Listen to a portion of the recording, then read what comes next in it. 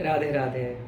देखिए, प्रत्येक मनुष्य इस संसार में जितने भी जीव दुखी हैं, जितने भी व्यक्ति दुखी हैं, उसका एक कारण ये भी है कि मान लो प्रारब्धवश भगवान अगर उनको कुछ सुख समृद्धि दे देते हैं, कुछ ऐश्वर्य वैभव प्रतिष्ठा प्राप्त हो जाता है, वो सुख के मारे फूल जाते हैं।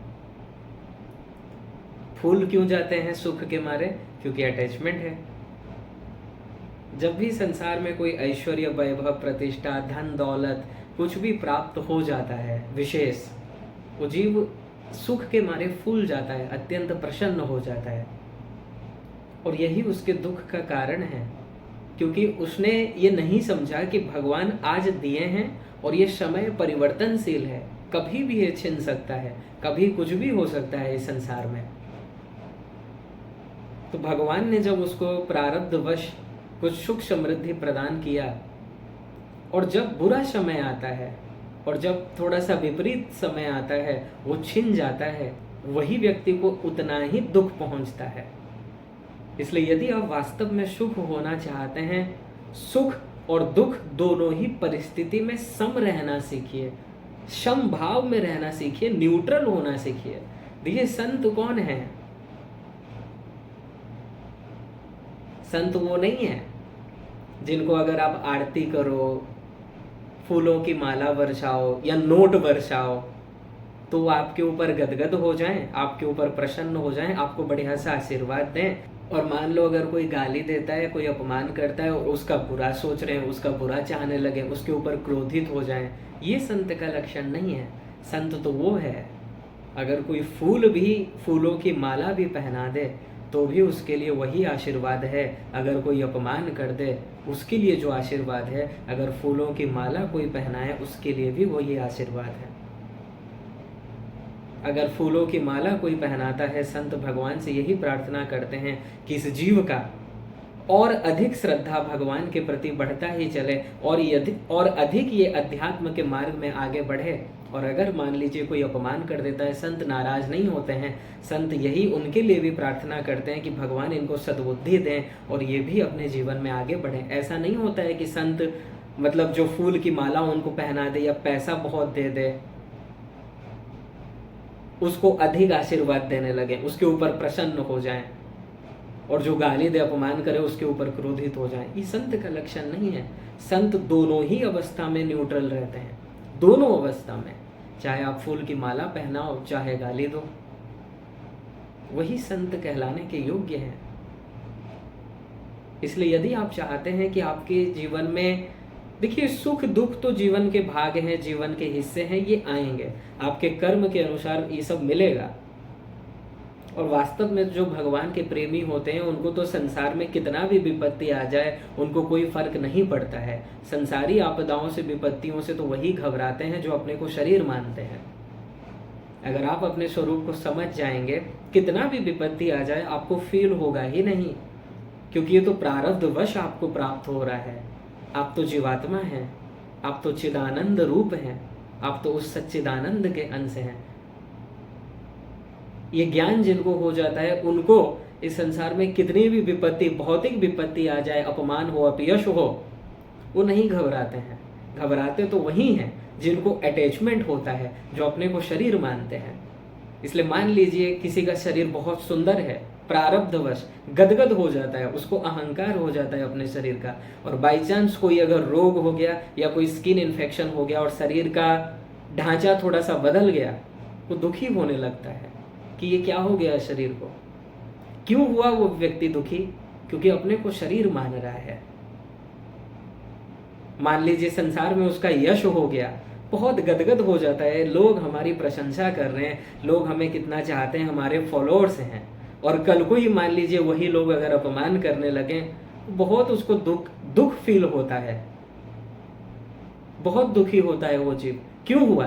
क्योंकि जब उसको सम्मान मिला था तब फूल गया था, गदगद हो रहा था, और जब अपमान मिल रहा है उससे सहा नहीं जा रहा है। ठीक है, इसलिए आप हमेशा एक बात याद रखिए, अरे महापुरुष भी अगर हो, उनको प्रारब्ध भोगना ही पड़ता है।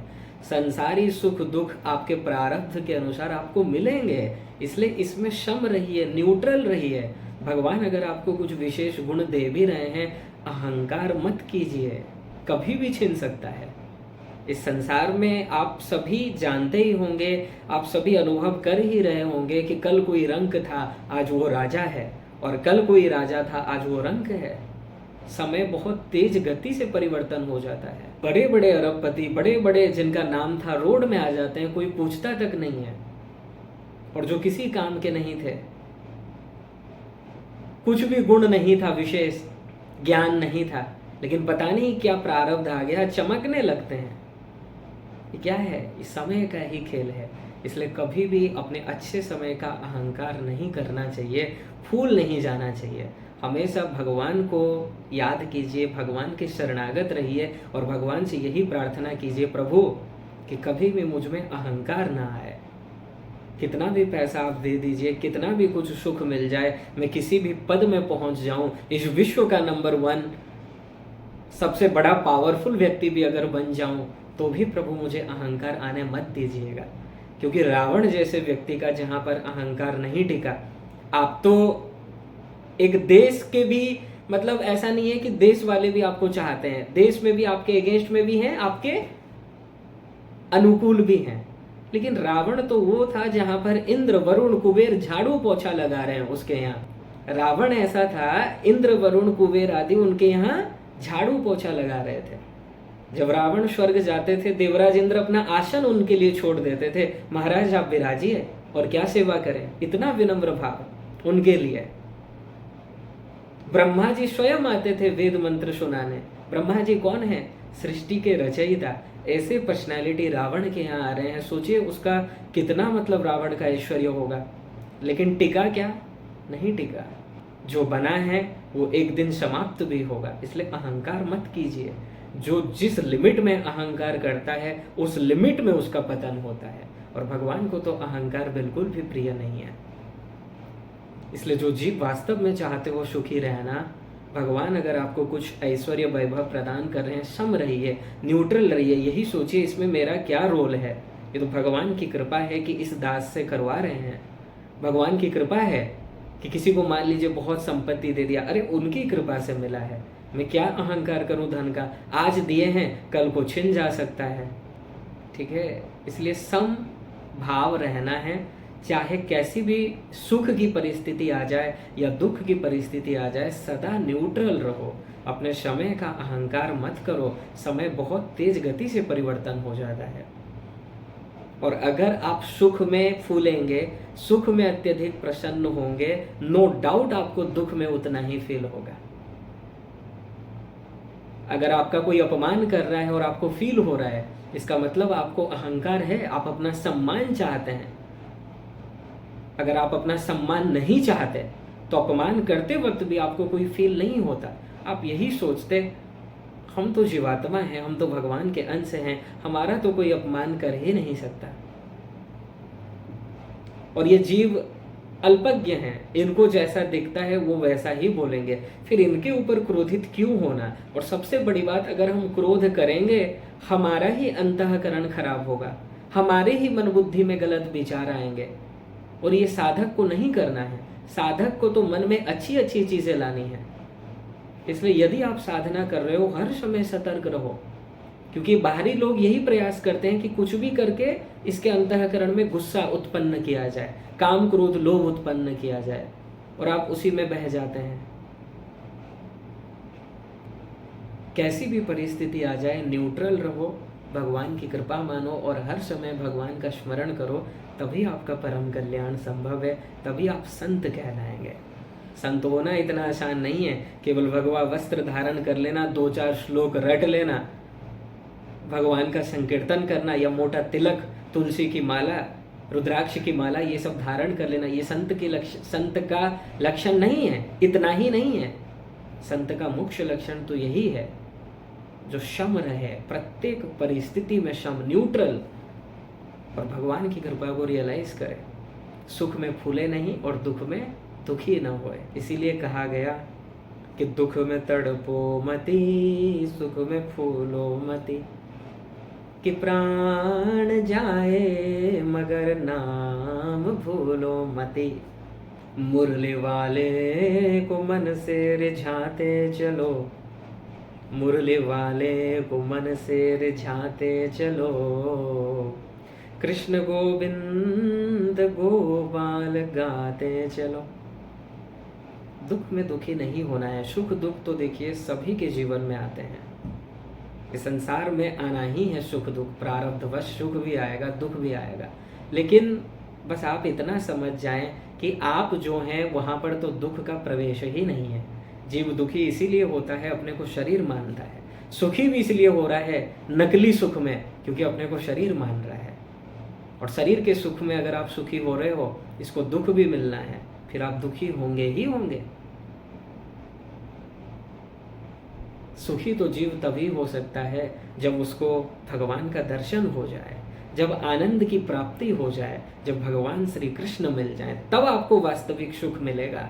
उससे पहले ये जो सुख मिल रहा है संसार में नकली सुख है, इसमें अगर आप फूल जाएंगे, फिर जब दुख का प्रहार आएगा उतना ही आप फिर टूट जाएंगे, क्योंकि यहाँ कुछ स्थिर नहीं है। संसारी सुख ऐश्वर्य वैभव में अगर आप सुखी हो रहे हो और जिस लिमिट में सुखी हो रहे हो, जब वो छिन जाएगा, जब विपरीत परिस्थिति आएगा, आपको दुखी होना पड़ेगा, कोई रोक नहीं सकता। इसलिए न्यूट्रल रहिए, भगवान की लीला है, भगवान की कृपा है, जो भी प्राप्त हो रहा है न्यूट्रल रहना है। न्यूट्रल अगर आप रहेंगे, सुख मान लीजिए संसार में कुछ भौतिक सुख मिला, लेकिन आपको इतना फर्क नहीं पड़ा उस बात का, आपने अहंकार नहीं किया, आपने न्यूट्रल पूर्वक निकाल दिया, शम पूर्वक, ये सोच के ये तो सुख है, प्रारब्धवश मिल गया है, ये हमारा वास्तविक सुख थोड़ी ना है। वास्तविक सुख तो भगवान का दर्शन ही है, क्योंकि वो सुख मिल जाने के बाद दुख का प्रवेश नहीं होगा। संसार में जो सुख मिलता है, मिला 2 मिनट के बाद छिन गया, फिर दुख का प्रवेश हो जाता है, स्थिर नहीं है। लेकिन भगवान जब मिल जाएंगे वो सुख तो स्थिर होगा, तब आप वास्तव में सुखी हो जाएंगे। उससे पहले इस संसारी सुख दुख में न्यूट्रल ही रहिए, क्योंकि यहाँ चेंजेस होता रहता है, ठीक है, यहाँ फ्लक्चुएशन होता रहता है। आज कोई इस स्थिति में है, कल डाउन हो जाएगा, आज कोई डाउन है, कल वो ऊपर उठ जाएगा, यही संसार है। तो आशा करते हैं आपको ये बढ़िया से क्लियर हुआ होगा कि वास्तव में सुखी कौन है और संत कौन होते हैं। संत वही हैं जो सुख और दुख दोनों में सम रहे, न्यूट्रल रहे। संत वो नहीं है अगर कोई अपमान कर दे तो उसे दुश्मनी बना ले, उसके बारे में गलत सोचने लगे, वो संत का लक्षण नहीं है। क्योंकि संत को तो पता है ये जीव अल्पज्ञ है, माया के अंडर में है, ये पाप नहीं करेगा तो कौन करेगा। इसलिए वो प्रार्थना करते हैं कि भगवान इनको सद्बुद्धि दें ताकि अपने जीवन में सही मार्ग में आगे बढ़ें। ठीक है, तो सुख और दुख में सदा सर्वत्र सम रहिए, न्यूट्रल रहिए, तब आपको दिक्कत नहीं आएगा और आप अपने साधना पथ में अच्छे से आगे बढ़ पाएंगे और अपने परम कल्याण की ओर आगे बढ़ पाएंगे और उस परमात्मा को प्राप्त कर लेंगे, जिसे प्राप्त कर लेने के बाद किसी प्रकार का शोक शेष नहीं रहता है, किसी प्रकार का दुख नहीं रहता है और कुछ करना भी शेष नहीं रहता है। वो जीव सदा को आनंद युक्त हो जाता है और वो आनंद प्राप्त कर लेने के बाद सदा को आनंद युक्त हो जाता है। और वो आनंद ऐसा है, एक बार अगर मिल गया वो कभी छिनेगा नहीं, प्रतिक्षणम वर्धमान, बढ़ता ही जाएगा, छिनेगा नहीं, न ही कम होगा। ठीक है, इसलिए हे जीवों, अपने स्वरूप को समझो। इस संसारी सुख में फूलने मत लगो, अहंकार करने मत लगो और दुख में दुखी मत होइए। ये तो प्रारब्ध है, आता जाता रहेगा। आप अपने वास्तविक लक्ष्य की ओर आगे बढ़िए, जो आपका स्वरूप है, जिसके लिए आपको ये मनुष्य शरीर मिला है, जिसके लिए भगवान ने आपको ये मनुष्य शरीर दिया है, मनुष्य शरीर रूपी रथ प्रदान किया है, ताकि आप उस रथ से साधना के माध्यम से, भक्ति के माध्यम से उस परमात्मा को प्राप्त कर लें, उस आनंद को प्राप्त कर लें और सदा के लिए मालामाल हो जाएं, दिव्य आनंद को प्राप्त कर लें। राधे राधे।